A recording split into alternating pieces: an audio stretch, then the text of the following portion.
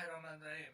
Teman-teman, di sini saya akan menjelaskan tentang meresensi buku pengetahuan. Ada 4 poin dalam meresensi buku pengetahuan. Yang pertama, ada identitas buku. Yang kedua, sinopsis buku. Dan 3, kelebihan dan kekurangan buku. Kita masuk poin pertama, yaitu ada identitas buku. Identitas buku ada judul buku, yaitu menggali potensi meraih prestasi. Buku ini dikarang oleh Ain Ubaidi.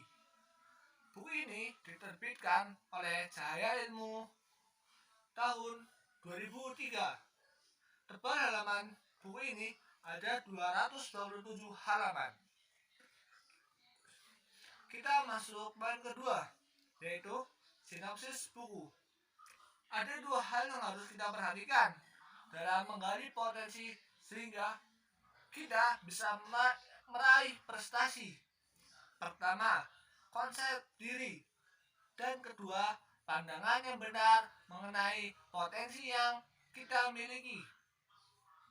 Upaya untuk menggali potensi tidak terlepas yang namanya konsep diri.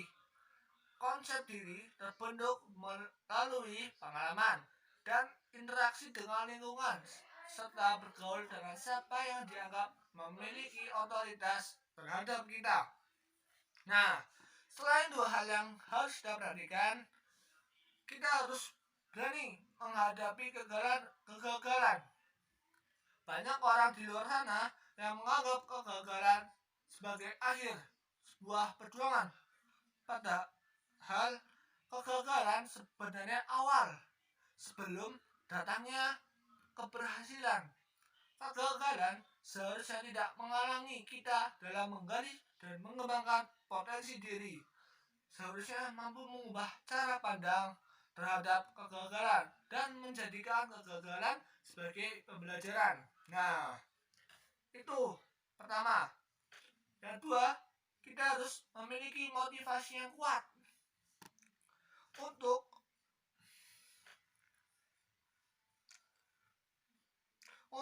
mencapai prestasi. Memiliki motivasi yang kuat. Motivasi ini nantinya akan membangkitkan semangat dalam mencapai prestasi.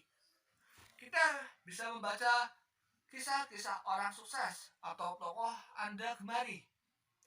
Mereka berhasil meraih kesuksesan karena memiliki motivasi yang kuat dalam hidupnya. Masuk poin ketiga, kelebihan dan kekurangan buku. Buku ini sangat bermanfaat dan menambah wawasan kita agar lebih bersemangat dalam menggali potensi untuk meraih prestasi atau cita-cita. Seperti kita memahami bagaimana cara untuk meraih kesuksesan dan menghadapi kegagalan. Cover ini yang di depan buku itu membuat kita ingin membaca karena sudah judulnya menarik dan membuat kita semangat untuk meraih prestasi. Kekurangan buku. Kalimat yang ada dalam buku menggali potensi meraih prestasi kurang menarik karena kalau kita membaca suka bosan, apalagi banyak halamannya dan tidak ada cerita atau hiburan sama sekali.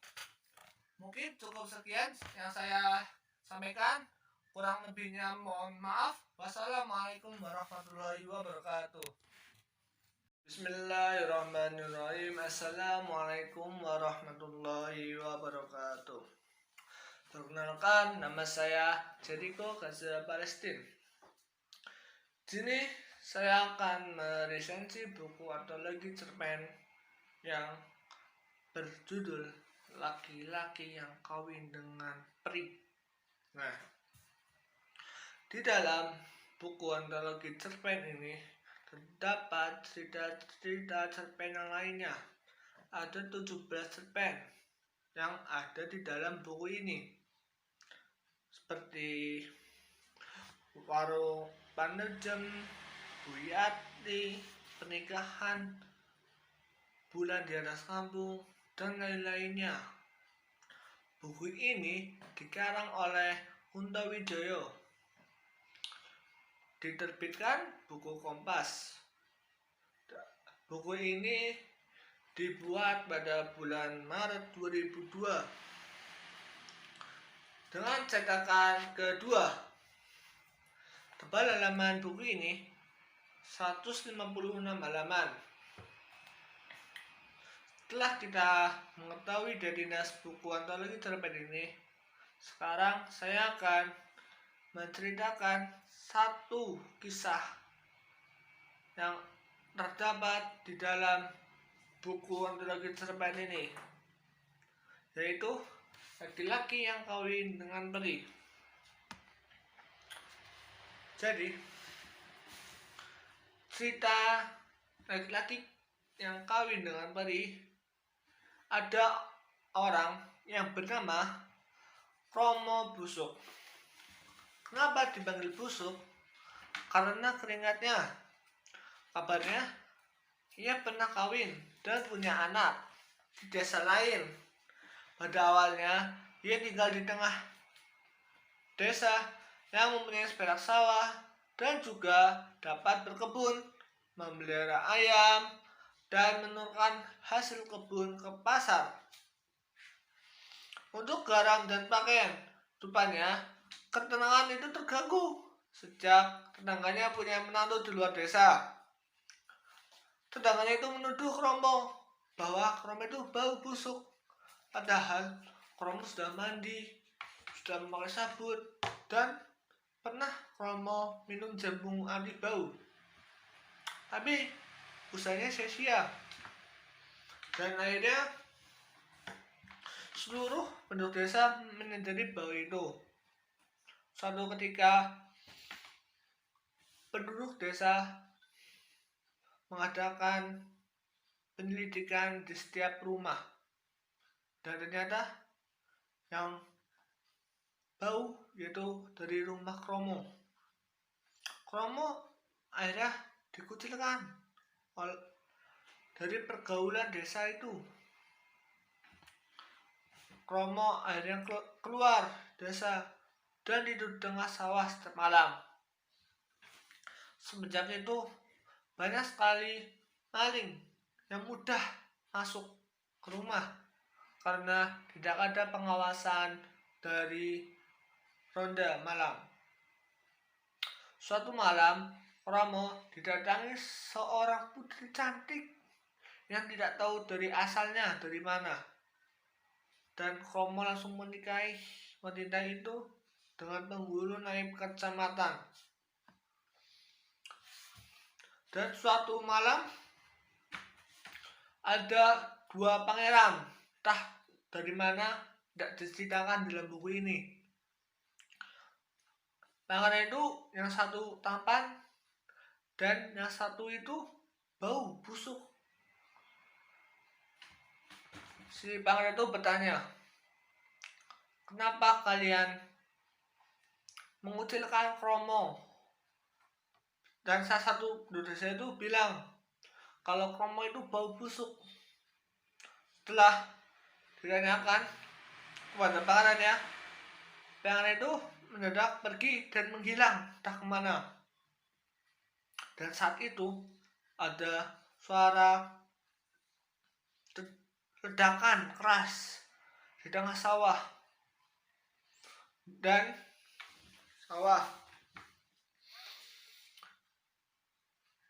akhirnya ada bau wangi yang kecium dari desa yang Romo.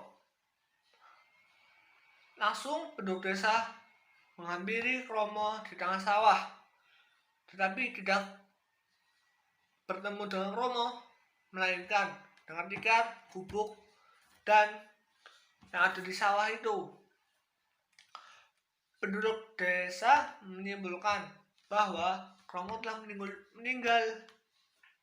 Mereka merasakan menyesal dan kehilangan seseorang yang baik hati, suka menolong, dan setelah semenjak itu terjadilah wabah penyakit di desa itu. Setiap pagi banyak orang yang sakit, sore banyak orang meninggal, dan seterusnya sampai seorang kiai datang dan mengatakan bahwa penduduk desa kurang bersyukur dan menganjurkan untuk bersedekah. Penduduk desa sepakat mengadakan kenduri. Kenduri itu kayak menghormati orang sudah meninggal. Namun yang sudah mati tidak akan kembali lagi. Mungkin itu cerita yang bisa saya simpulkan. Di dalam buku ini terdapat kelebihannya.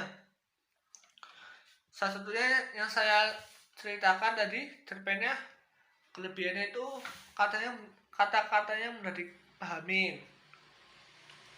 Terdapat banyak manfaat, nasihat, seperti yang kita harus banyak bersyukur dan bersedekah, seperti tidak di atas tadi. Mungkin ada sisi baiknya.